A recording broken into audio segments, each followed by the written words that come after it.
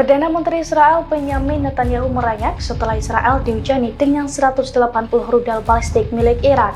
Netanyahu merasa paling tersakiti atas serangan tersebut. Terlebih serangan Iran mengakibatkan 10 juta warganya berlarian ke bunker. Dilansir dari tribunnews.com pada Minggu 6 Oktober 2024, serangan Iran ke Israel pada Selasa lalu membuat Netanyahu meradang. Netanyahu gembar-gembor dengan menyebut serangan rudal balistik Iran tidak dapat diterima oleh banyak negara di dunia. Oleh karena itu, Netanyahu mengklaim bahwa pihaknya berhak untuk membela diri dengan meluncurkan serangan balasan. Diketahui sebelumnya pada Selasa 2 Oktober 2024, Iran membombardir Israel dengan 180 rudal balistik.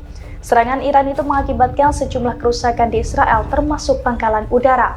Serangan itu juga membuat 10 juta warga Israel berlarian mencari perlindungan. Terkait hal ini, Iran mengklaim bahwa rentetan serangannya itu sebagai respons atas pembunuhan yang dilakukan Zionis terhadap pemimpin Hizbullah, Hamas, dan juga Garda Revolusi Iran.